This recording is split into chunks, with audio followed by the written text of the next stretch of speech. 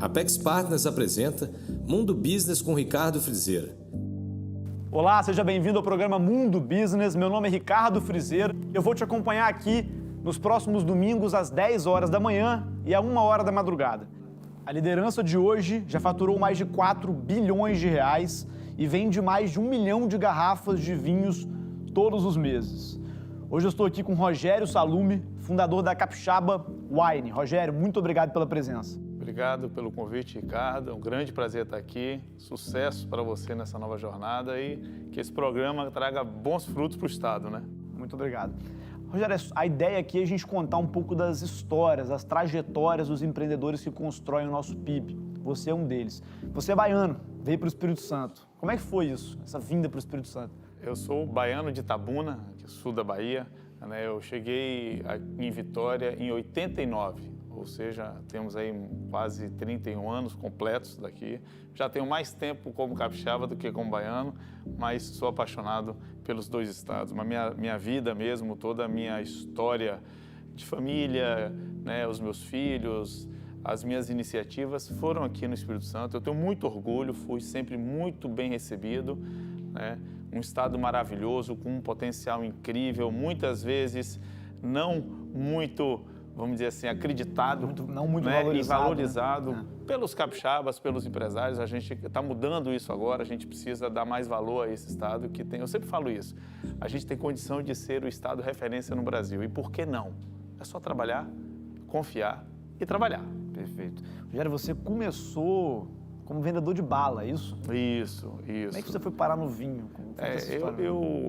Eu sou vendedor, Ricardo. A minha profissão, quando me perguntam qual é a sua profissão e tal, é empresário, empreendedor, jornalista. Eu sou formado em jornalismo aqui pela FAESA, né? Mas a minha profissão é vendedor. Eu comecei minha vida vendendo frutas por brincadeira na frente de casa, né? Sem compromisso nenhum, ainda em Itabuna.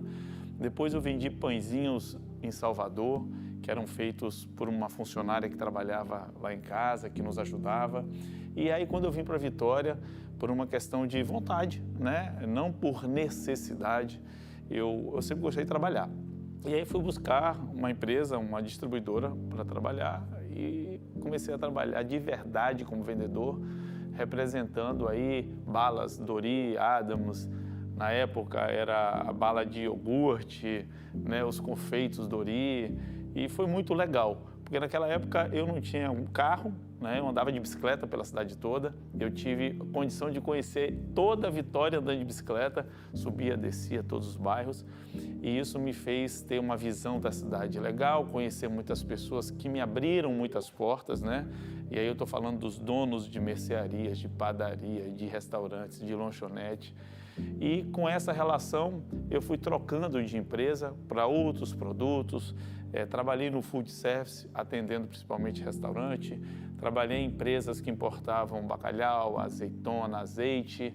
E até que um dia eu fui parar no vinho, né? Da bala para o vinho, como é que é essa história? Da bala para o vinho. O vinho apareceu na minha vida quando eu estava na Yara Hanna, era uma distribuidora aqui do estado. Eu comecei a trabalhar nela no Ceasa, depois de passar 7 anos no Martins, que foi uma grande escola que eu tive, o grande atacado do Brasil, que é uma empresa de Uberlândia.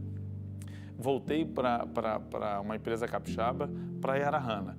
Então, lá eu gerenciava uma equipe de pronta entrega. E a gente vendia e entregava com os caminhõezinhos e tal, até que um dia o dono da empresa, um falecido grande Ney, ele trouxe do Chile vinho, 2 garrafas de vinho. Eu lembro até hoje o nome, né? La Pousada Cabernet Sauvignon e La Pousada Carmené. Eu estava fazendo um relatório naquela época, na mão, né? E aí ele botou assim na mesa e falou, a gente vai vender vinho agora. A partir de agora a gente vai também vender vinho. Eu falei, cara, a gente está acostumado a vender bacalhau, azeitona, azeite, frutas secas, essas coisas. Ele falou, não, mas o vinho está na moda. Né? Não, isso eu estou falando de 98, 97, 98, 99, esses últimos finalzinho da década de 90. E aí, eu sempre gostei muito de ler, sempre me preparei muito para poder vender as coisas ou treinar as equipes que eu estava ali liderando e não conhecia nada de vinho, Ricardo. né? Eu tive uma vida muito dedicada ao esporte, tive uma vida muito... a minha relação com a bebida alcoólica foi muito leve, muito tranquila.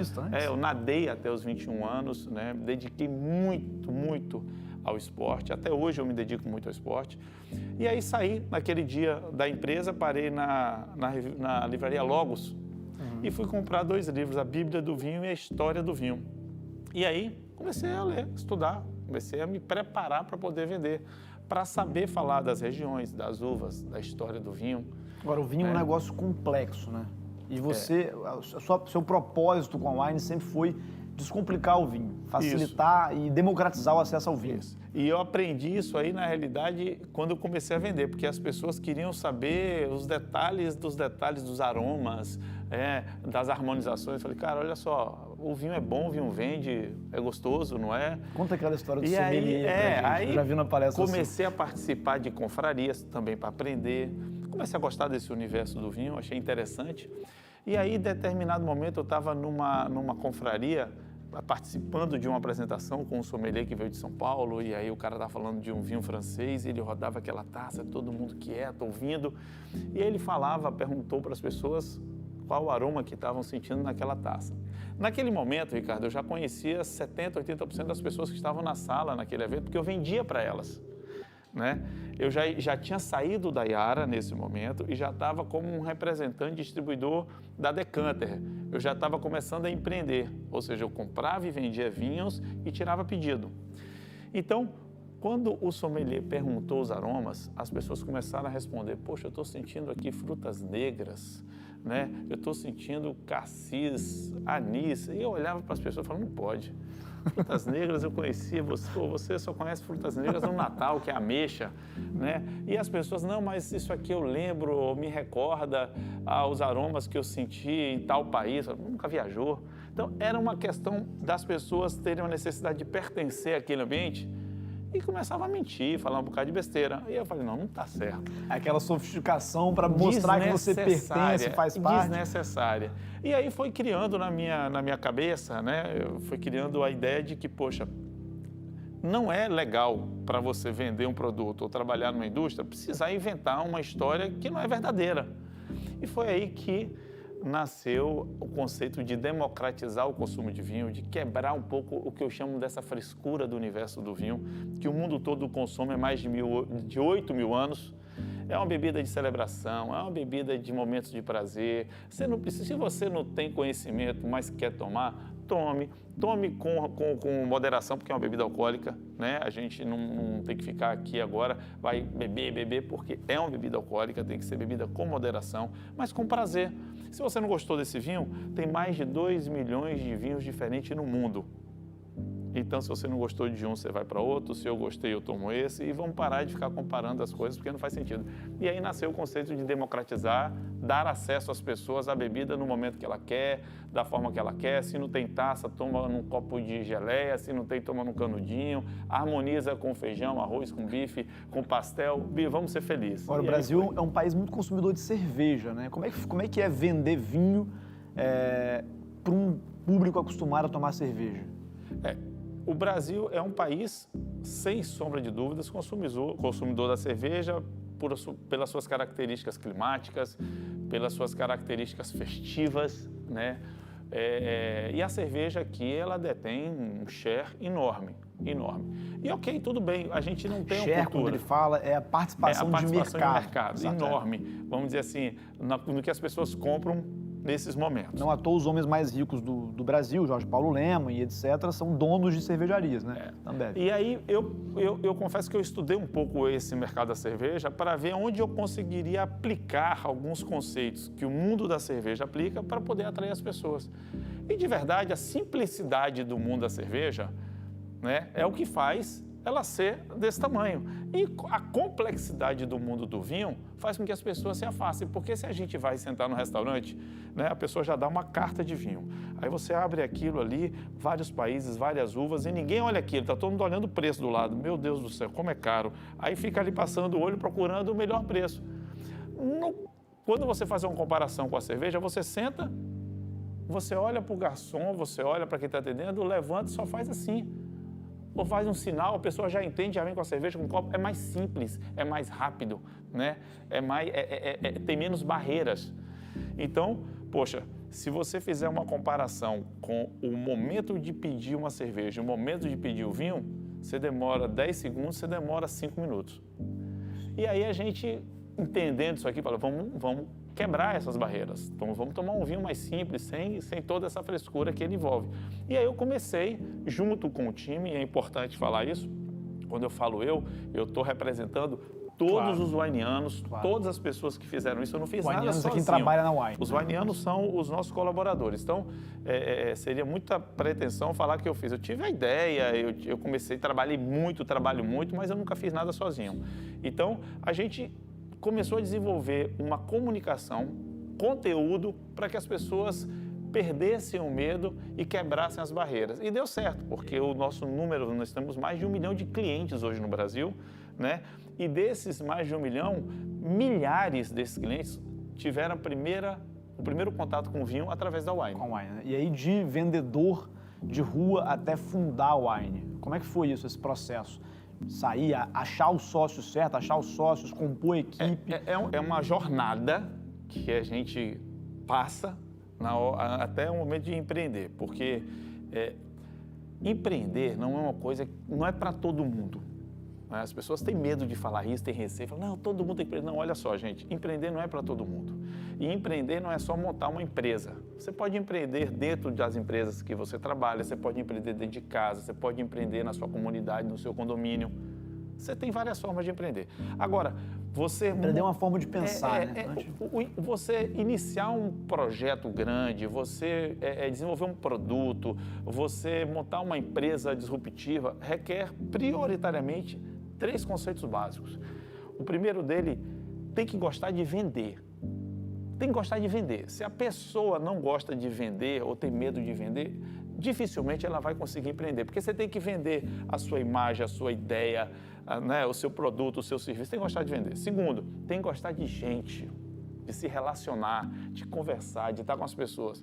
E tem gente que é mais retraída, é mais ali, gosta de viver mais no mundo deles. Então, não tem o certo e o errado. Cada um tem o seu perfil. Eu estou falando para você realmente empreender de forma acelerada, fazer um negócio impactante. Tem que gostar de vender, tem que gostar de gente e tem que ter uma certa relação com o risco.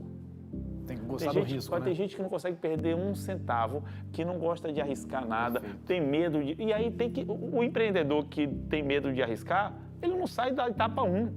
Porque você, quando vai fazer alguma coisa, você tem que ter na cabeça o seguinte, pode dar tudo errado, posso perder tudo, mas eu vou começar de novo porque eu acredito no meu sonho, eu acredito no meu projeto, ou vou aprender com o meu erro aqui e vou partir para uma outra, porque errar é a melhor forma de aprender. Sim. E aí você consegue fazer isso. Então, se você não tem esses 3 pilares, você dificilmente vai conseguir romper essa barreira e criar alguma coisa.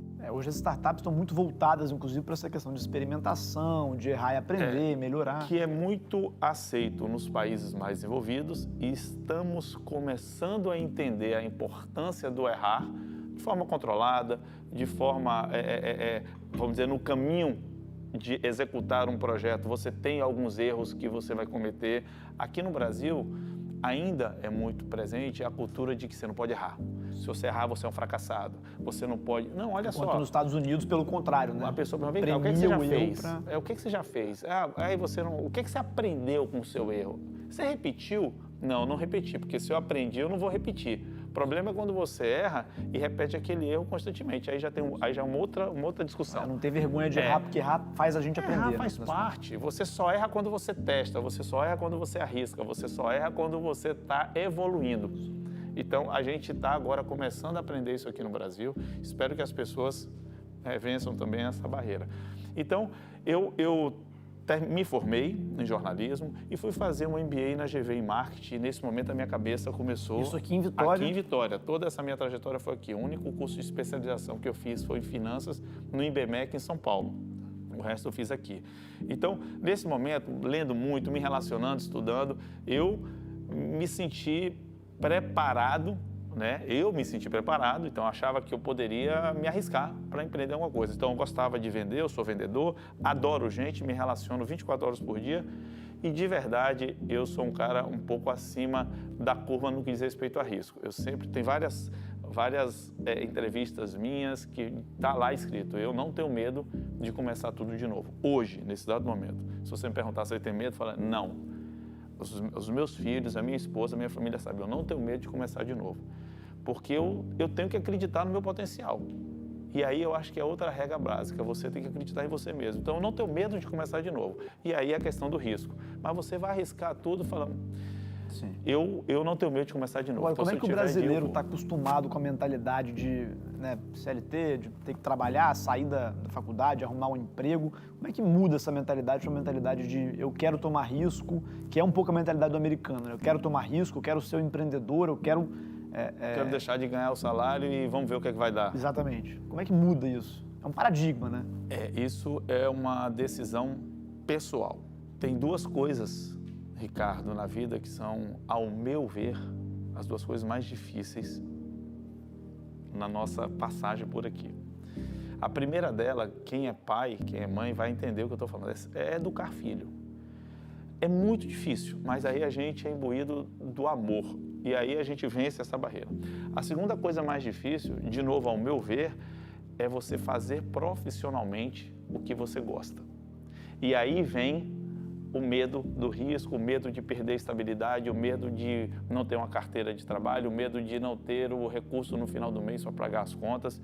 Então, quando você toma coragem e fala, não, eu vou buscar fazer aquilo que me satisfaz, que me deixa feliz, você tem uma relação com a vida, com o dia a dia, com o trabalho diferente. Mas não é para todo mundo, porque é uma tomada de decisão arriscada. E aí, a maioria das pessoas não se relacionam muito bem com o risco, preferem ter estabilidade. Quantas pessoas você conhece, eu conheço, que passam a vida toda com dor de cabeça, isso, não estou feliz, não estou aquilo, chega no domingo, preocupado com a segunda-feira. É porque estão trabalhando. E a gente tem, quando possível, buscar fazer profissionalmente aquilo que te satisfaz, que você se sente equilibrado. É o porque propósito, você muda né? a vida, você muda toda a sua vida e de todo mundo que está em volta. Você passa a ficar mais feliz, mais equilibrado e você vai embora. Hoje, no mundo da economia moderna, economia 4.0, startups, tecnologia, etc., colocou-se muito propósito pessoal na frente de questões financeiras, né? Ou seja, você tem que estar satisfeito, você tem que estar fazendo algo que você enxergue valor para a sociedade, valor para a sua carreira, valor para a sua vida. Isso está muito em evidência hoje, né? Porque já está comprovado mundialmente, estudos, pesquisas, que o quê? Que quando você trabalha, executa, faz parte de um time com um propósito que está alinhado com o seu, né? O ganho financeiro, ele vem na sua velocidade, ele vem no seu momento específico, mas ele vai vir. Por quê? Porque pessoas felizes produzem mais, entregam mais e ganham mais. Pessoas felizes ganham mais. Um outro paradigma que a gente tem que quebrar é que ganhar mais não é ganhar mais amanhã. Você pensar a longo prazo, as né? coisas, elas acontecem. A gente aqui no Brasil viveu historicamente recente overnight, né? Rentabilidade, os rentistas, as rentabilidades enormes. Acabou isso, a pessoa tem que pensar no médio e longo prazo. O overnight era uma aplicação da época da hiperinflação aqui no Brasil, na época Você aplicava de dia, ganhava do dia para a noite. Exato. Né? Então, assim, quando a gente trabalha com propósito, trabalha feliz, trabalha numa empresa bacana ou vai empreender num projeto que te motiva, você consegue, a gente tem que aprender a olhar no médio e longo prazo. Olhar no curto prazo hoje em dia, não tem mais como. Não tem mais como. Fique ligado que Mundo Business volta já. No próximo bloco, vamos falar da história da Wine, como a Wine se tornou um dos maiores e-commerces de vinho do mundo aqui de Vitória. Mundo Business volta já.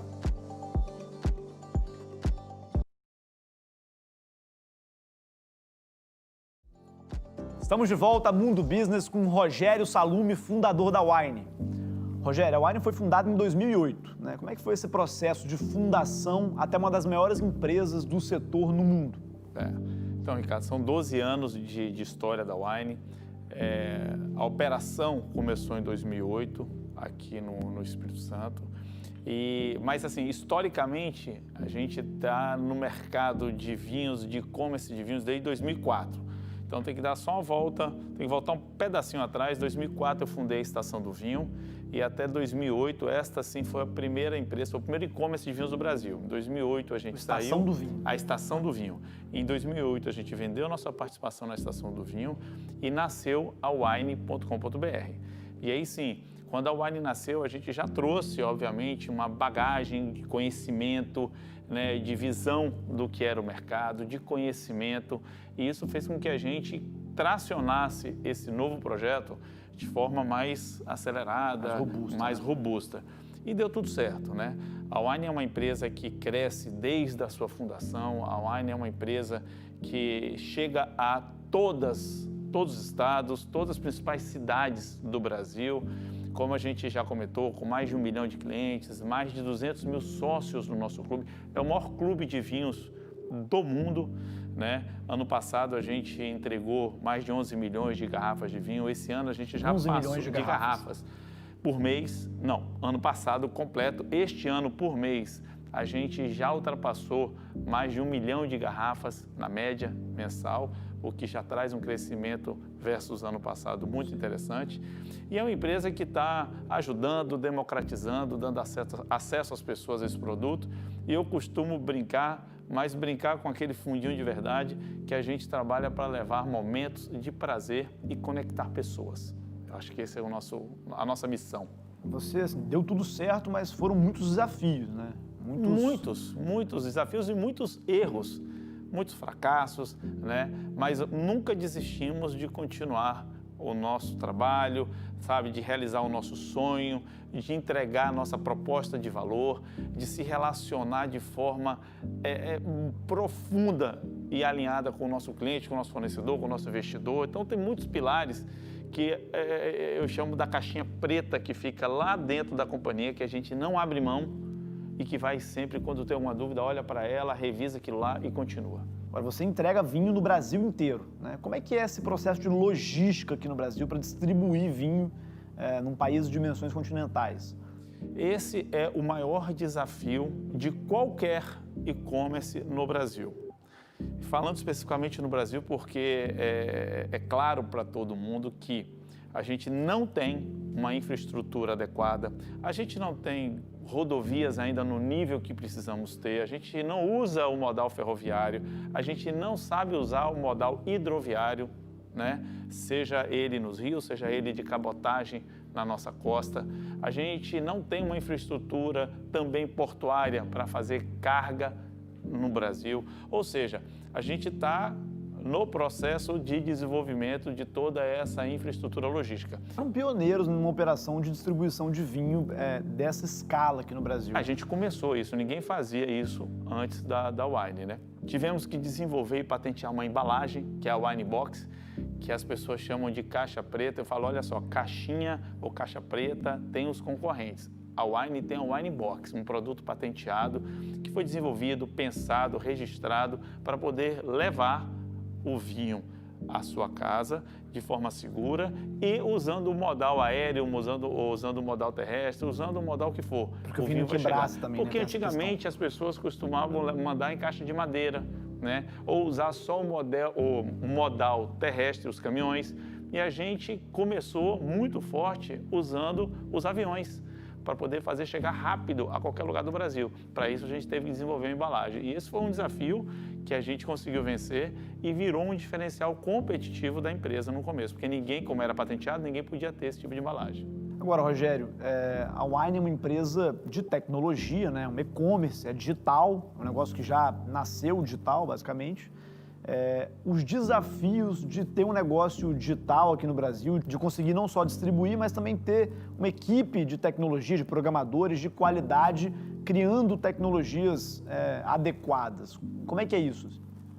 A gente falar de tecnologia hoje em dia é meio que chover no molhado, né? A tecnologia, muita coisa está aí disponível, muita coisa está sendo desenvolvida e muita coisa se desenvolve dentro de casa.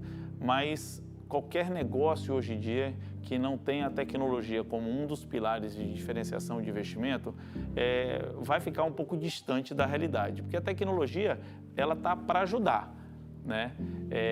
Ela não pode ser colocada de lado, porque ela facilita, ela te dá a condição de você ter informações mais precisas, de você tomar decisões na hora de fazer promoções, ações, de se relacionar, de se comunicar, de falar com o seu cliente, falar com o mercado.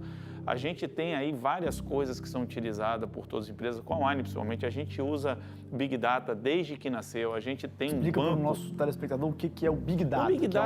O Big Data, assim, nada mais é do que todas as informações que você adquire e acumula durante um tempo ali nos seus servidores, podendo ser analisadas, podendo ser estudadas para que você tome a decisão correta. É muito importante falar o seguinte, Ricardo, tecnologia sem gente não funciona. As pessoas têm medo de tecnologia ou acham que ela vai resolver tudo. Não é. A tecnologia não resolve tudo. O que resolve tudo são as pessoas. Gente motivada, gente preparada, gente que está estudando, gente que está se conectando, gente que está fazendo as coisas com prazer, carinho e amor, é que vai fazer a diferença, porque ela vai entender a tecnologia, ela vai entender o impacto da tecnologia naquilo que ela faz, ela vai ter mais tempo para poder pensar, criar, inovar e usando a tecnologia como uma ferramenta para te ajudar a fazer as boas entregas. Você fala muito dos wineanos, né? Que é o seu time. Isso, que é a nossa Como é que você enxerga isso? Essa cultura de time, de valorizar as pessoas? Olha só, não existe sucesso sem gente, não existe empresa sem gente, não existe tecnologia sem gente, não existe produto sem gente. Então, o nosso conceito, e aí parte muito da minha crença, é que gente feliz entrega resultados incríveis. Gente motivada, time integrado, sabe, time alinhado, navega no impossível, que é onde eu gosto de navegar. Porque o possível tem muito concorrente, o possível todo mundo pode estar ali. Agora, o impossível só vai quem realmente tem um time bacana, quem está, sabe, orientado para um projeto que tem uma entrega que você está visualizando lá na frente, ou que você pode e quer correr um pouco mais de risco.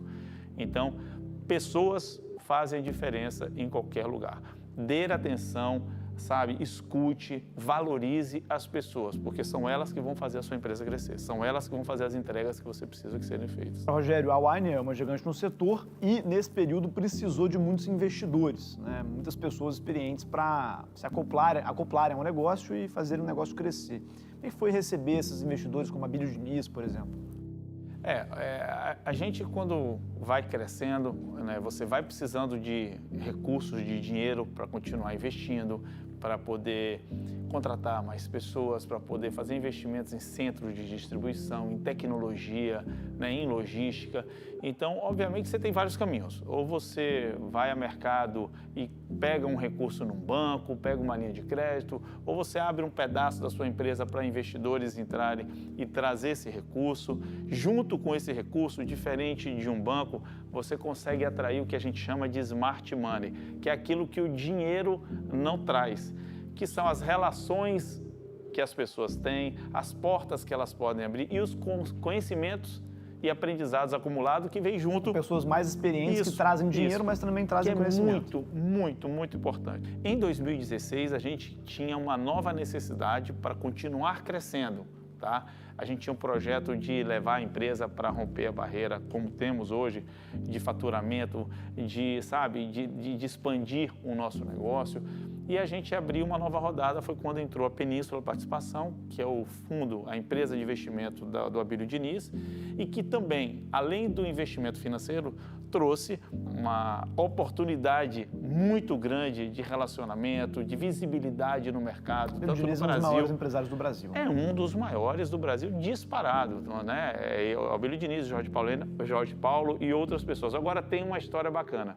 Lá no início da Wine, em 2008, e aí a gente tinha mania de escrever as coisas, os nossos objetivos, né, na agenda, e a gente escreveu lá, eu escrevi. Né? A gente tem como objetivo crescer a empresa, romper o faturamento de tanto, ter tantos milhões de clientes, ser uma referência de empresa para se trabalhar no Brasil e ter como sócio, aí eu anotei lá, Jorge Paulo Lemer ou Abílio Diniz. Bacana. Então foi uma concretização de um projeto, de um sonho. Agora, Rogério, ao longo da sua carreira você também se dedicou a melhorar o ecossistema de negócios aqui em Vitória. Você criou o Vale da Muqueca, que é um grupo de inovação com a ideia de fomentar essas iniciativas de inovação, de startups e colocar Vitória no mapa aqui global, nacional, da inovação. O que é o Vale da Muqueca e por que você se envolveu com isso? O Vale da Muqueca é um projeto muito legal, né? Na realidade, um grupo de empreendedores, de jovens empreendedores, a gente se uniu, né? A gente já vinha discutindo, poxa, a gente fala muito do Vale do Silício, a gente fala muito dos outros vales, o São Pedro Vale aqui em Belo Horizonte, a gente fala do Porto Digital lá no Nordeste, em Recife, várias coisas. São locais que são fomentam locais a inovação, que as pessoas têm, sabe, motivação, têm prazer em falar, são referências de inovação e atraem grandes empresas, grandes investimentos, porque ali você começa a ter um ecossistema, você começa a ter conexões que aparecem novas empresas, aparecem novos negócios, isso é muito legal. Mas a grande referência é o Vale do Silício. E a gente falou, gente, olha só, por que a gente não traz aqui para Vitória este conceito? Porque, de verdade, a gente mora numa ilha linda, a gente mora num local extremamente inovador, que tem capacidade de ser referência em turismo, em iniciativas inovadoras, sabe? Tem um ecossistema que está sendo montado, só precisa ser conectado.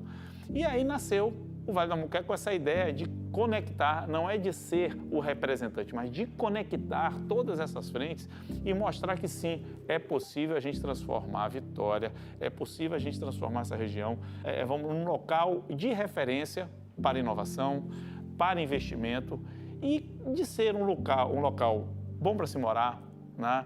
De ser um local evoluído no que diz respeito às suas operações, ao seu transporte, à sua mobilidade, sabe, saúde, segurança, não que seja uma bandeira política, mas olha só, para atrair inovação, para as pessoas evitarem de morar em outros locais e quererem investir aqui, a gente precisa ter tudo isso funcionando. É muito ruim quando a gente capixaba, que conhece Vitória, chega em São Paulo e as pessoas perguntam, Vitória da Conquista?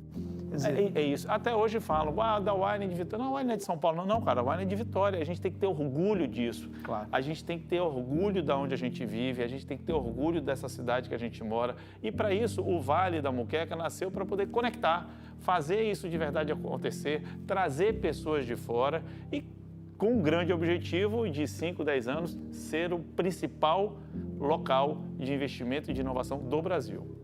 Rogério, um bate-bola, jogo rápido aqui para a gente finalizar. Uma pessoa que te inspira. Hoje eu tenho o Elon Musk e o Jeff Bezos como assim, grandes referências. Uma empresa que te inspira. Pode ser a Wine? Pode ser a Wine é uma empresa que me inspira, que me motiva, que me traz alegrias incríveis. Um princípio não negociável. Ética. Não se negocia a ética. Ou você tem ou você não tem. O melhor investimento. O melhor investimento, fora meus filhos, são as relações com as pessoas. Esse é o melhor investimento, o relacionamento que você tem com as pessoas. O pior investimento? É não ter uma agenda organizada. Esse é o pior investimento de qualquer um. A virada de chave? A virada de chave na minha vida foi quando a minha primeira filha nasceu, a Vitória. Foi aí que eu mudei completamente a forma de pensar, de ver o mundo e de me ver como ser humano. Foi naquele momento que eu acho que eu bati o pé assim no chão e falei, agora é a vida que os nossos pais falam que a gente ia ter e que a gente nunca acredita que vai ter. Rogério, se você pudesse voltar atrás. Se eu pudesse voltar atrás, eu acelerava alguns projetos, né, que eu tinha em mente, valorizando mais ainda as pessoas e as ideias das pessoas. Um livro. Um livro que eu indico a todo mundo é Este Barco Também é Seu. É um livro de um almirante de mar e guerra americano que ele conta como que ele mudou, né, a relação dentro de uma fragata de guerra americana. E aí você pode imaginar o conceito de militar e você tem uma pessoa que muda todo esse conceito para o relacionamento, para a verdade, para a transparência, para o time orientado para o sucesso daquela embarcação que mudou a história da Marinha Americana. É incrível e vale a pena para qualquer um. Você é um empreendedor muito experiente, que conseguiu fazer uma empresa que deu muito certo, é um case de sucesso aqui de Vitória. Se você pudesse dar um conselho para quem te assiste agora e quer começar a empreender, qual seria? pare de sonhar e comece a realizar o seu sonho. Não tenha medo de realizar seu sonho, mesmo que você erre em 100%. Mas pare de sonhar e vá para frente. Esse é o meu conselho. Rogério, parabéns pela trajetória. Muito obrigado pela entrevista, é um prazer enorme te ter aqui. Espero que sua história consiga inspirar outras pessoas a fazer igual ou semelhante. Ricardo, eu que agradeço. Foi muito legal o bate-papo, tá? Sucesso aí na sua trajetória e que se a gente conseguir, eu sempre também gosto de terminar assim, se a gente conseguir impactar uma pessoa, a gente já fez por valer a pena, né, esse bate-papo, porque uma pessoa impactada, com certeza será mais algumas a partir dela impactada em mudar de vida, em pensar diferente, em parar de sonhar e partir. No próximo bloco, eu visito a Findes e as estruturas de inovação da Findes, a Federação das Indústrias do Espírito Santo. Findes Lab, Instituto Senai de Tecnologia, e converso com a presidente da Findes, Cristine Samorini. Não sai daí, Mundo Business volta já.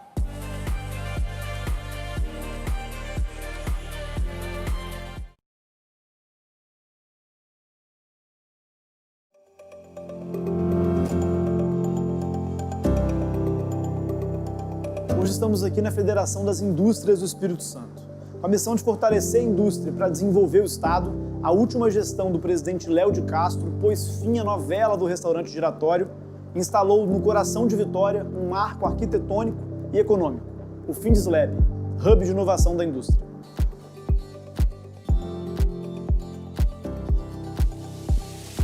Agora, Cris Samorini, atual presidente, tem o desafio de coordenar um orçamento de 270 milhões de reais para continuar a transformação na federação e na indústria.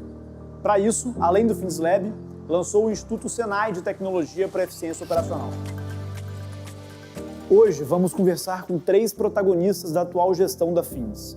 Cris Samorini, presidente, Matheus Simões, diretor regional do Senai, e Juliana Gavini, diretora de inovação e responsável pelo Findes Lab. Atual presidente do Sindicato das Indústrias Gráficas do Espírito Santo, Cristine Samorini tem 23 anos de história no associativismo empresarial capixaba.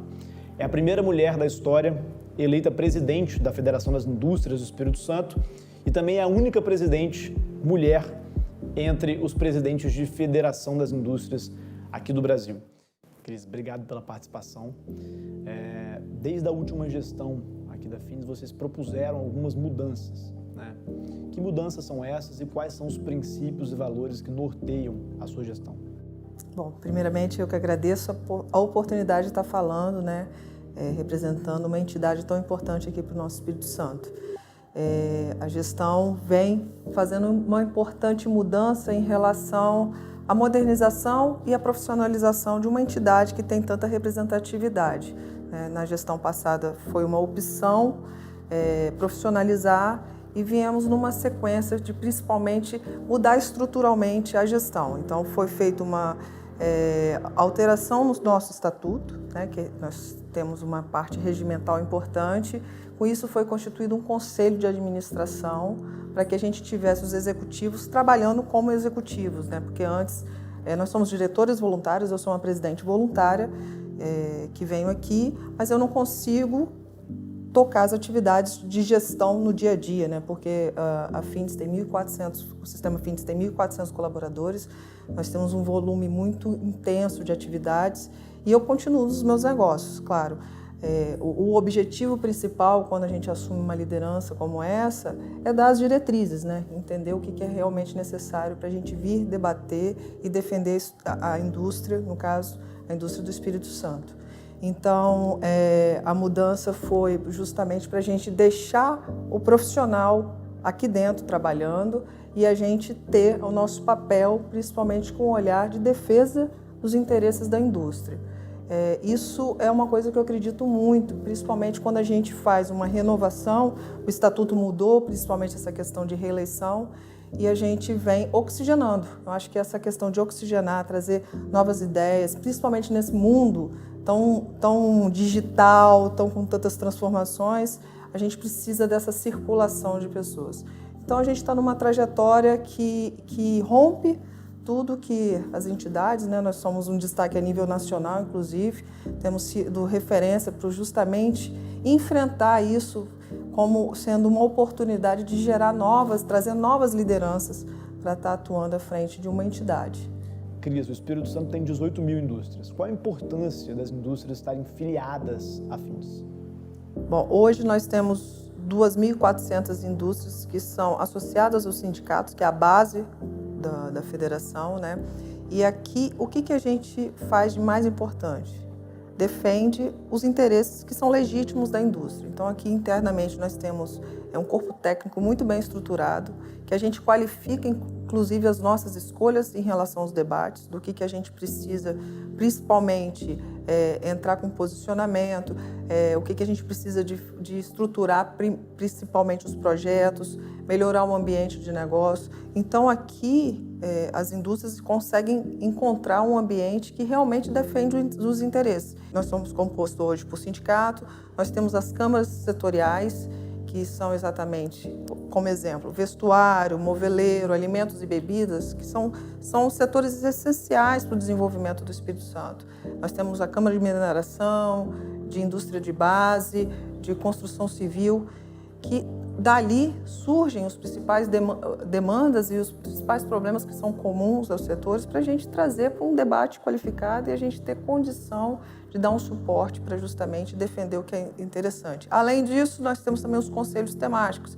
A exemplo, o COINFRA, o COEMAS, que é de meio ambiente, um é de infraestrutura, o de assuntos legislativos, estou falando, são vários, mas esses para você ter uma ideia de como é importante. No COINFRA, nós debatemos os assuntos que impactam principalmente o desenvolvimento de infraestrutura e logística do Espírito Santo. Então, a gente acompanha um debate a nível nacional, né, com um suporte muito importante da Confederação, para que a gente consiga inserir o Espírito Santo no debate, no cenário nacional, para que a gente consiga realmente trazer o desenvolvimento para o Espírito Santo. Nós temos uma missão muito importante, que é ampliar a competitividade das empresas que estão aqui no Espírito Santo. E, para isso, hoje, tem temas que são sensíveis ao Espírito Santo, que é infraestrutura, né, que a gente precisa para justamente aumentar a nossa competitividade, porque nós temos um estado pequeno, a gente precisa trazer um desenvolvimento maior. Então, aqui a gente consegue estruturar e qualificar esse debate, porque a gente tem um corpo técnico. E nessa gestão a gente optou por fazer uma estruturação muito importante, que é o que a gente vai apostar muito, que é um eixo de defesa de integração de interesses da indústria, que é justamente organizar todas essas informações, um fluxo que faça sentido, que a gente consiga dar relevância aos projetos e não simplesmente ser um ambiente de debate, né? O debate é necessário, mas a gente tem uma necessidade de qualificar os projetos. Perfeito. Então, isso Agora, vai ser... No mundo inteiro, a gente vê as indústrias se modernizando, inovando. Aqui no estado não pode ser diferente. Vocês têm uma agenda aqui na FINDS, desde a última gestão, de apoiar as indústrias nesse caminho da inovação, da tecnologia. Tanto que, como a gente mostra aqui ao longo do programa, o FINDS Lab, o Instituto Senai de Tecnologia, qual é a ideia da FINDS em torno desses projetos de inovação e tecnologia e como é que a FINDS vai ajudar a indústria capixaba a avançar para o próximo nível? Precisa, o tema inovação, tecnologia e até a própria transformação digital são temas prioritários também nessa gestão, porque a gente entende que precisa de um percurso ainda maior para a gente conseguir ganhar mais relevância e mais atuação. O Espírito Santo tem grande potencial, né? Nós tivemos aí um posicionamento no ranking de crescimento, estávamos em 24º, o Espírito Santo estamos em 13º, saiu recentemente. Qual ranking que é? É o ranking de competitividade, aí tem o item inovação. Então, nós estamos melhorando no ranking, né? O governador tem essa agenda como prioritária também e, trazendo para a nossa realidade, a gente sabe que para que as indústrias tenham acesso, a gente entende que é um papel essencial ao sistema dar o acesso às indústrias, porque sem inovação nós não conseguiremos disponibilizar o crescimento das indústrias, principalmente. Então, a gente traz esse ambiente de acesso às empresas, porque a gente acredita que a inovação e a tecnologia e também a transformação digital é essencial para que a gente alcance a indústria 4.0. O que é a indústria 4.0? É uma indústria que você tem automação, que você tem tecnologia como a IoT, digitalização, você tem Big Data, você tem inteligência artificial, para que você tenha mais eficiência nos seus processos. Então, com isso, você realmente reduz seus custos, se torna mais competitivo, aumenta a produtividade, que é tudo que nós precisamos, né? Perfeito, Cris. Muito obrigado e parabéns pelo trabalho. Muito obrigada.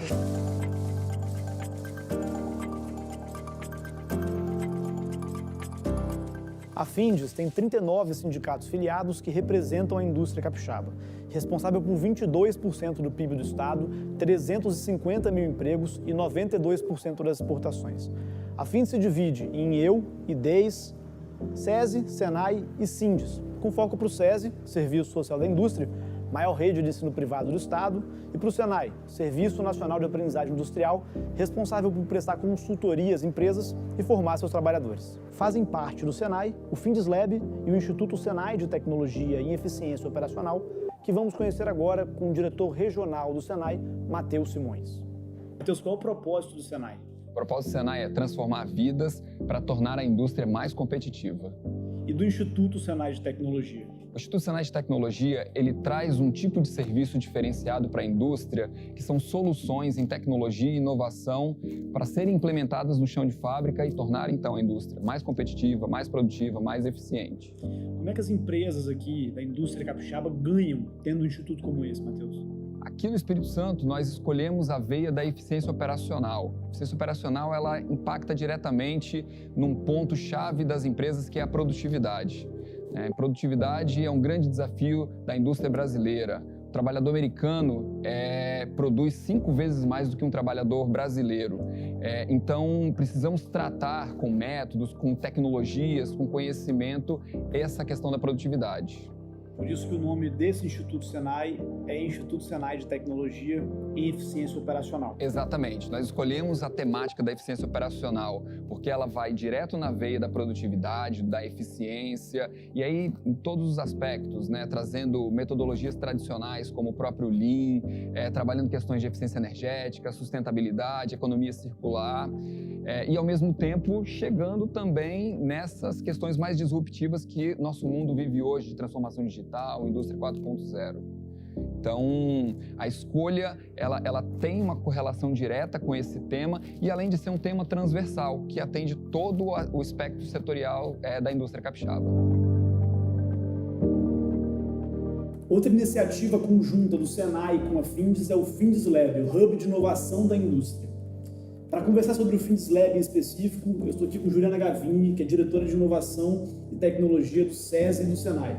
Juliana, o FindesLab representa o ecossistema de inovação e tecnologia aqui em Vitória. Qual a importância da gente ter uma instituição como essa aqui?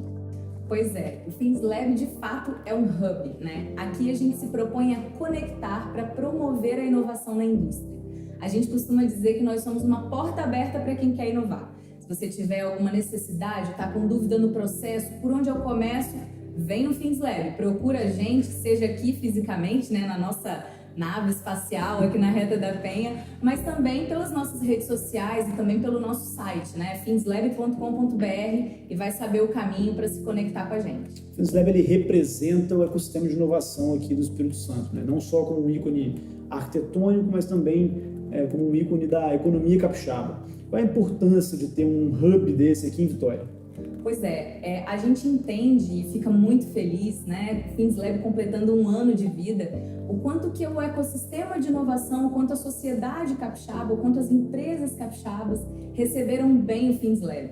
O FindesLab conseguiu se conectar nessa rede e cumprir o seu papel, vem cumprindo o seu papel de posição para articular juntamente com todos os atores que compõem esse ecossistema. E ecossistema é de fato uma palavra que é emprestada da biologia, e o conceito é justamente esse, buscar o equilíbrio, onde cada parceiro com o seu papel, cumprindo o seu papel. Aqui a gente tem as universidades, a gente tem as incubadoras, as aceleradoras, as empresas, as startups, os hubs, como nós, que nós compomos essa rede e a gente só funciona, o Estado vai crescer por meio da inovação, de fato, se todo mundo puder contribuir. Então, o FindesLab conecta a indústria com startups, empresas em estágio inicial, com projetos inovadores, na proposta de resolver e trazer soluções para essas indústrias, é isso? É isso. Isso é uma das nossas ações aqui. A gente apoia diversas frentes dentro do contexto da inovação. Se você, como empresa, quer desenvolver um projeto, a gente te ajuda aqui. Mas se você, como indústria, tem uma dor, tem um desafio e você quer buscar se conectar com quem soluciona junto com você, esse também é um caminho extremamente saudável, que é o caminho da inovação aberta. Então aqui a gente entende que a inovação aberta, ela ajuda a promover o empreendedorismo. Então eu conecto, nós temos grandes empresas no nosso estado, grandes empresas, grandes desafios e grandes oportunidades. Promovem a inovação, promovem o empreendedorismo e fortalecem esse núcleo do que a gente chama de nova economia, né? Uma economia baseada em tecnologia, baseada nessa evolução de empresas mais ágeis, inovadoras, que são aí as nossas startups. E é importante citar que a mobilização capixaba pela inovação, que é esse movimento de engajamento e alinhamento entre vários atores do ecossistema, ela tem uma meta muito significativa em relação a esse caminho. Nós temos 3 metas importantes. E uma delas é justamente que em 10 anos a gente tenha 1000 startups aqui no nosso estado.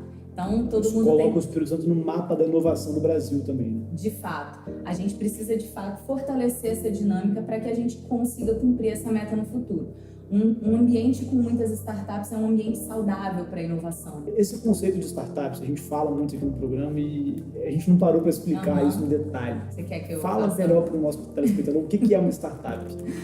Tá bom. O que é uma startup, né? Uma startup é uma empresa baseada em inovação e tecnologia. As startups de base tecnológica, que são principalmente as startups que a gente trabalha aqui, são empresas que têm uma dinâmica mais ágil, elas são mais rápidas, geralmente elas têm um ciclo de desenvolvimento muito forte baseado em tecnologia. E muitas delas utilizam conceitos ligados a organizações exponenciais, que usam a tecnologia como meio de ganhar impacto e principalmente escala. Uma startup está sempre com o olhar do ganho de escala, a capacidade de tornar o seu negócio um negócio de grande abrangência. Perfeito. Juliana, mostra pra gente um exemplo do que o FinSlab faz na prática. Então, a gente consegue dar apoio a vários tipos de projetos de inovação. Vou citar um caso, por exemplo, de uma pequena empresa. Ela procurou a gente porque o processo dela gerava uma grande quantidade de resíduo que ela não sabia exatamente o que fazer com ele. Então, essa empresa, que aproveitava o material de interesse dela, pensou como solucionar e como eu transformo esse resíduo em algo que gere valor e resultado para mim. Existe o caso, por exemplo, de uma empresa de suco de laranja. Ela usa o suco e precisa aproveitar de alguma forma o bagaço, né, o que sobra, né, ali desse material. E ela pode desenvolver, por exemplo, com o nosso apoio, uma biomassa para gerar energia, um material tipo fertilizante. Então, é possível gerar várias aplicações. Claro que com muito estudo, entendendo como isso funciona, prototipando, testando e validando que é esse novo produto que vai gerar valor efetivamente para ela. O bagaço da laranja, vocês dão uma finalidade para esse bagaço, para ele ter valor também na cadeia. É isso aí. Na verdade, aqui a gente se preocupa em conectar com quem entende do assunto, então a gente vai buscar referências junto com a universidade, vai buscar pessoas que entendem dos processos, então também dos processos de aplicação, como que eu uso a biomassa, como é que ela pode ser aplicada, e a gente conecta esses mundos, né? Quem tem a dor, quem tem as ideias e como que isso pode se tornar algo factível e prático. Como é que eu implemento essa dinâmica efetivamente na indústria? Então, esse é um fluxo de inovação, né? É preciso ter a demanda clara, efetiva, mas eu tenho que ter toda uma fundamentação para buscar as aplicações necessárias. E, a partir dessas aplicações, garantir que elas tenham sistemática e consigam ser produzidas, né? Gerando resultado efetivo. E aí sim a gente caracteriza como inovação. Tem algum outro caso que você gosta de falar aqui? Então, a gente tem vários exemplos, né? Eu gosto de citar um exemplo muito interessante porque fala da qualidade de vida das pessoas, né? Uma atividade industrial que exigia muito ergonomicamente do operador. E essa empresa que veio até nós com essa dificuldade disse assim, poxa, vamos pensar uma forma de facilitar esse processo, né? Diminuir os riscos ergonômicos do profissional que trabalha nessa função. Esse ergonômico é o trabalho que ele tinha. Isso, exatamente, né?